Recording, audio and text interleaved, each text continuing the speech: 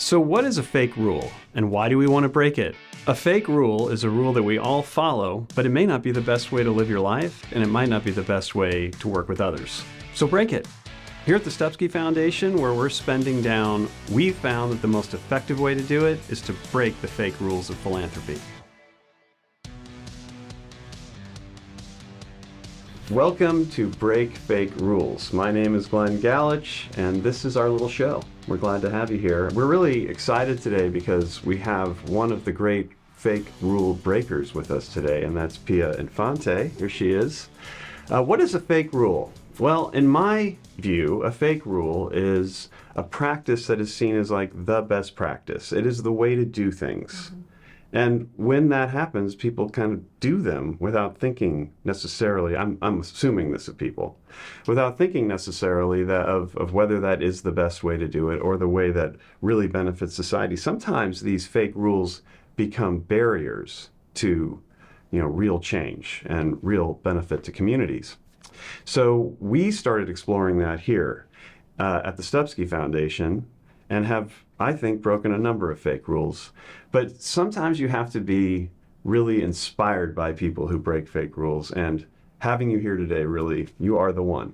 I think you are the leading fake rule breaker. It's great to have you here. And on top of it, which I learned this week, one of the greatest karaoke singers I've ever seen. Because here's why. You don't only sing when you're up there. There's a show going on. It's a full production. So tell us first, how do we end up in karaoke? How do we not end up in karaoke as a profession? That's the question everybody's wondering right now. Me personally, or yes, all of us you. in general? Well, that too. Let's do both. Well, good question. Singing has been like the most liberating and therapeutic thing ever for me, and particularly singing in groups like gospel choirs. So how did I not end up a singer? I am a singer. I'm an amateur, unprofessional, unpaid singer. So you're a professional to all of us. I mean, I feel like there's something about how I do it that is facilitative of shenanigans. Mm-hmm. Because I think shenanigans are very important.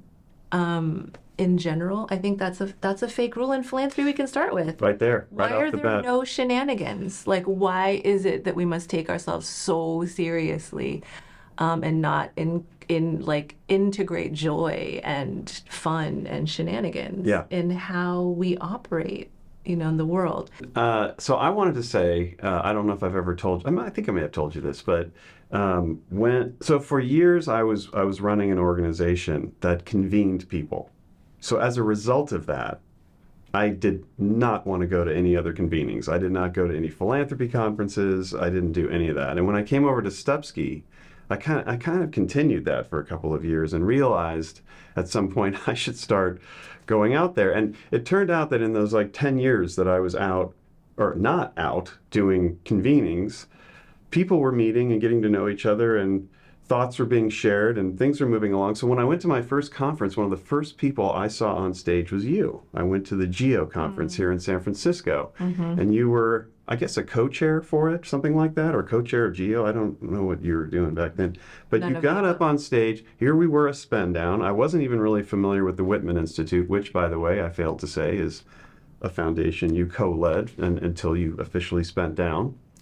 And so I didn't know the Whitman Institute, and you were on stage and you said to the group, you appealed to the group, and you used a water metaphor of some kind. I think you said something like, we tend to drop drips of water into the situation. We should be dumping buckets of money onto what's going on. And I thought, wow, there are other people out there that are doing spend downs, and they're not afraid to get on stage to talk about it. Mm-hmm. And so that was my first experience. That was before, I think, the trust-based concept started to go. Mm-hmm. So let's start there a little bit. How do you, when you look out at the world of philanthropy, you clearly have looked at it with an eye toward, let's just using the terms we use here, at the fake rules, and wondering what impact they're having on impact. Mm-hmm. So spending down may have been one of the first ones that brought you in. Were there other ones out there that really stood out to you? In terms of fake rules? Yes. lots of fake rules. So the fake rule that, for instance, like I think the metaphor that I used then was we need tidal waves, not teaspoons. There we go. So there was. I'm sorry I didn't leave that much of a print on It's that. all good. No, it clearly did. It was years Drops, ago. buckets, tidal waves. I mean, the fact that you remembered it all. So the idea is that a lot of philanthropy is done like this. Let's give like a time-limited grant, and it could be small, sometimes a test, you know?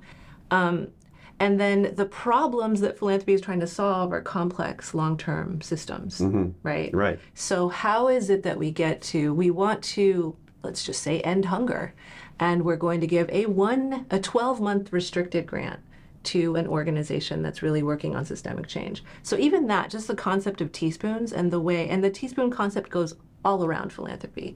Sort of like this, instead of thinking, here's a complex problem, let's like sort of give unmitigated resources and talent in collaboration with folks. Right. It's sort of like, let's do teaspoon drops in these buckets.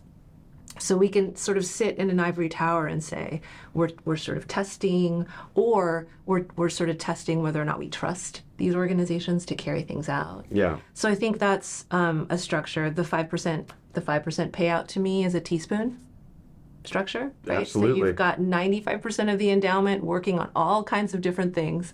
And then over here, as you've said before, there's like a tiny amount, like a little teaspoon going to grant making that is maybe unrestricted, but maybe still restricted. Right. And so, you know, the way you just said that, it made me think of something. That most of these fake rules come back to something, in philanthropy for sure, and I would imagine beyond philanthropy, it's the same thing. It comes back to control.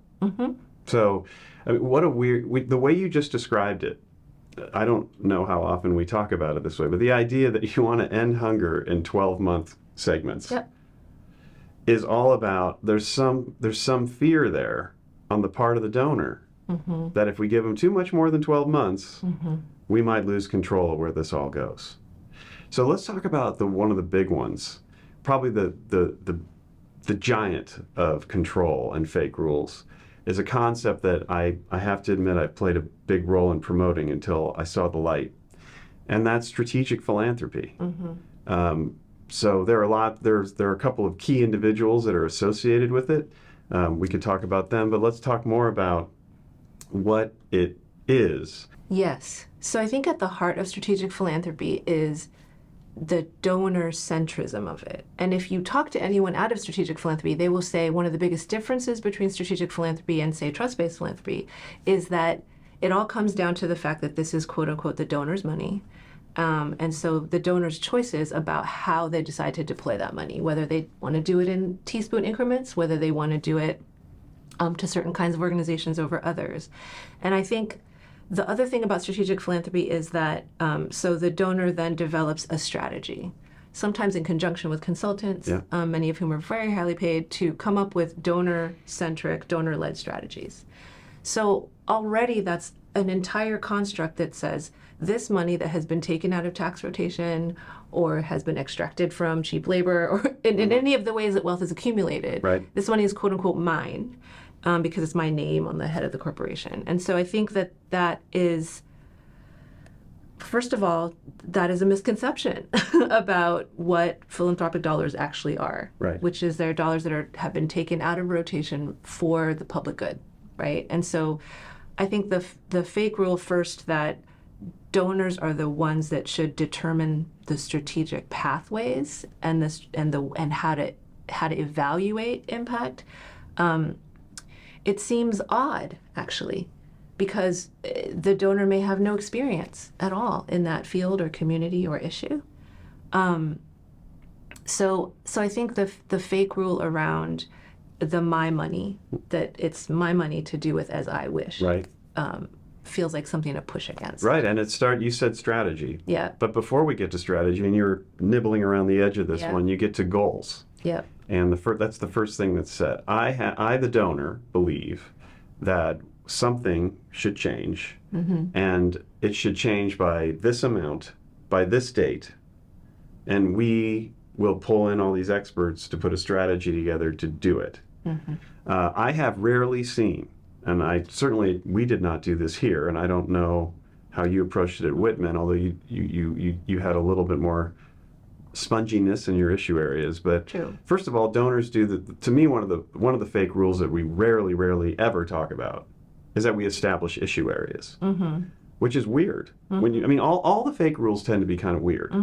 Why it is that we say to ourselves, well, we work only, humanity experiences the world in many different ways every second of the day. But we're going to try to push out all the variables that could interfere with our ability to address one tiny aspect of humanity, because we're going to change that one thing, and that is going to change everything.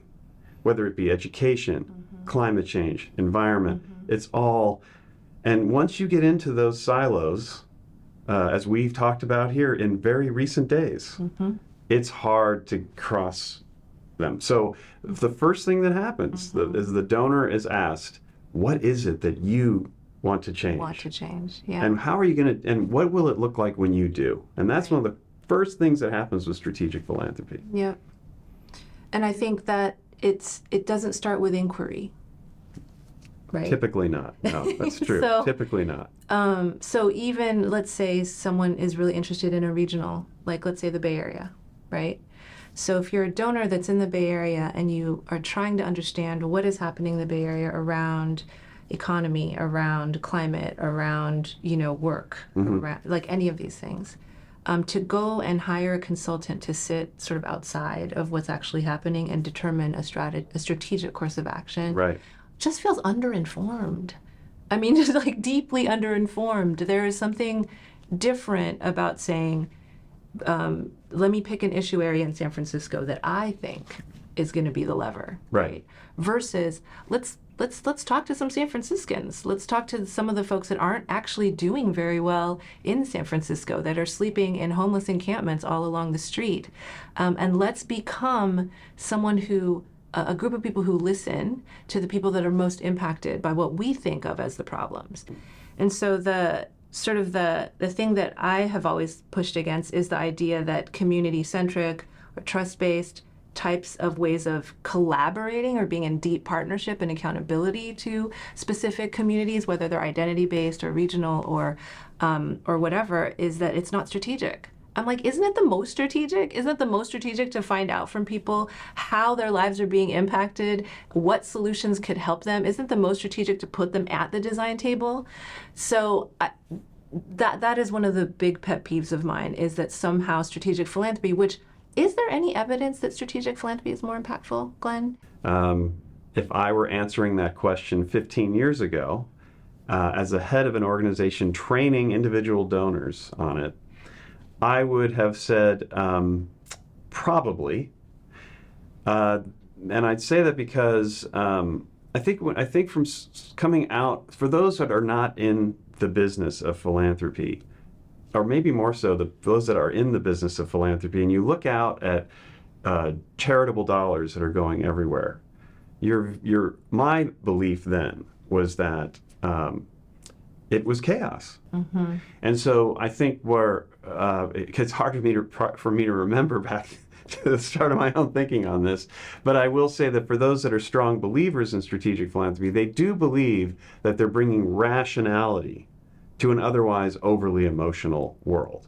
That in fact, everything you've just said, or may have said earlier, around assumptions, they would say, hey, we actually break those assumptions down, and we put real data behind our strategic decision making. Yep. So then how do you respond to that kind of statement? I have no problem with data. Data is useful. Data is an input, right? Data can be a good measure. But data, like who gets to choose what data is important and who gets to choose how to interpret that data? That is my question. So to me, that's an example of how strategic philanthropy can so easily go awry. And the other fake rule there is the thought that somehow emotion is not data. Right. That feeling itself is not data, that compassion and empathy is not informative. So I think that the way that I would sort of take this ship is to say that you first have to ground in a sense of deep accountability, I think, to a community or a set of communities that you're hoping to uplift or change. I think it's important to match the sense of, I think that the desire for strategy comes from a sense of accountability, right? Like I want to steward the dollars responsibly. And I get that. And I don't, and I've said the words like, I think philanthropy should be less donor-centric. It's not because I think donors should disappear or donors are not important in the story. I think we just need to right size or reimagine the role that donors play. I agree. So it's really about decentering donor preferences and maybe sometimes donor feelings, right? To be in deeper accountability to the communities that we serve, whether that's Hawaii or the Tenderloin, or around like the experiences of LGBTQ teens in America, whatever that is, right? We could decenter sort of the role that donor preference plays, and we could actually deploy strategic thinking, but always in collaboration with the communities that we're accountable to. So what are the strategies and what are the sets of data that are important to those communities and the leaders in those communities? So I would say that I'm not questioning the use of data or strategy. It's more about who it's accountable to, who gets to choose it, and who gets to interpret it. And my story is that I think if we do those things in deeper collaboration and partnership, then we actually get further. We get more impact. People think about community-centric or trust-based philanthropy as sort of like you're being the nice guy, right? And I've heard someone in strategic philanthropy say, oh, there's nothing wrong with taking feedback. It's just it always should come back to what the donor wants, right? I'm like, but why should it come back to what the donor wants? Isn't the idea of being a donor that we want to improve the conditions in some kind of community, large and small? So let's just review here what we've covered. I think it would be interesting if there were just a counter, a ticker going on all the fake rules that have hit the table in this particular set of things you said. I know it went by quickly for me, and I really appreciate you coming in here. By the way, I think it should be known, Pia is a board member of the Stupski Foundation, so disclosure. We are benefiting every day from your presence here. I want to thank you also for joining us on Break Fake Rules, and we'll be back again with lots of fake rules to break. I hope you'll join us.